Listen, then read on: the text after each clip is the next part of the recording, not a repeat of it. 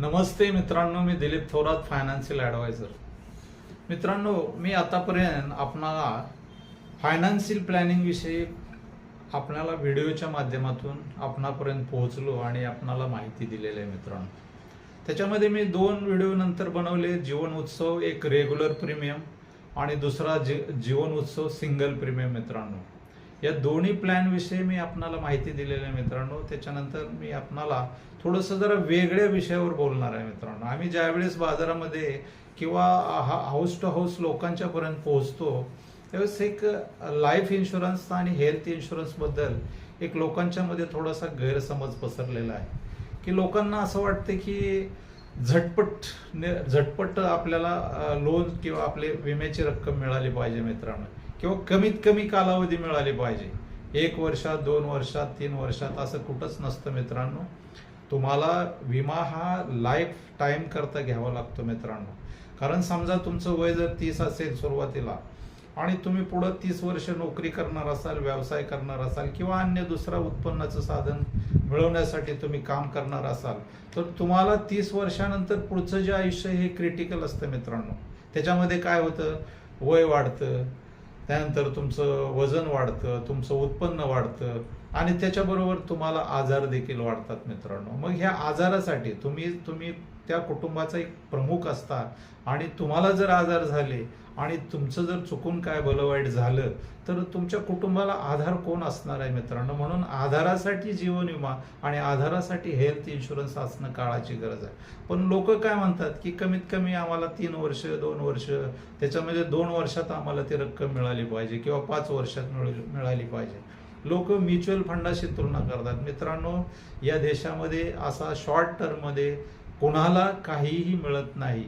कमीत कमी तुम्हाला 15, 20, 25, 30 वर्ष तुमची नोकरी असेपर्यंत, तुमचा आयुष्यमान मजबूत असेपर्यंत तुम्हाला ते विम्याचे प्रीमियम भरावे लागतात आणि उर्वरित आयुष्यासाठी म्हणजे थोडक्यात तुमचं वय झाल्यानंतर तुम्हाला त्या विम्याची रक्कम मिळाली पाहिजे, म्हणजे जेणेकरून तुमचं उर्वरित आयुष्य सुखी, समृद्ध आणि संपन्न होईल. मित्रांनो, मला सांगा, समजा एखादं झाड लावलं तुम्ही, तर त्या झाडाला काही लगेच पहिल्या वर्षी किंवा दुसऱ्या वर्षी फळ येत नाही. मित्रांनो, आंब्याचं झाड लावलं तर त्याला कमीत कमी 5 वर्ष लागतात आणि 5 वर्षानंतर फळ मिळायला लागतं. मित्रांनो, म्हणजे लगेच आज झाड लावलं म्हणजे तुम्हाला लगेच उद्या फळ येईल असं नसते. वाट बघावी लागते कोणत्याही गोष्टीची.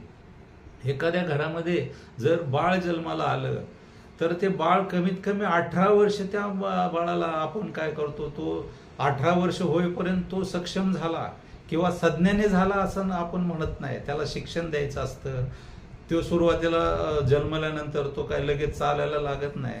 तो उलता पालता होतो, नंतर तो उठून उभा राहतो, नंतर तो चालायला लागतो आणि नंतर मग तो शिक्षण घेतो. 1लीत जातो, 2रीत जातो, 10वी पर्यंतचं शिक्षण होतं, नंतर 11वी 12वीला जातो, नंतर मग त्याला कुठं इंजिनियर, डॉक्टर, वकील, त्याला जे हवं असेल किंवा व्यवसाय त्याच्यामध्ये तो पदार्पण करतो आणि निश्चित त्याचं आयुष्य तो काय करतो, सक्षम आणि सुजलाम करतो. मित्रांनो, म्हणजे प्रत्येक आईवडील आपल्या बाळाला कमीत कमी 18 वर्ष म्हणजे तो सुदृढ, सक्षम आणि मजबूत झाल्याशिवाय त्याला त्या व्यवसायामध्ये, नोकरीमध्ये किंवा अन्य ह्याच्यामध्ये उतरवत नाही. मित्रांनो, म्हणजे तुम्हाला 18 वर्षाचा कालावधी होईपर्यंत या देशामध्ये भारतीय संविधानाने सुद्धा तुम्हाला मताचा अधिकार वयाच्या 18 नंतर ठेवलेला आहे. मित्रांनो, म्हणजे या देशामध्ये तुम्हाला तत्पर आणि ताबडतोब काही मिळत नाही.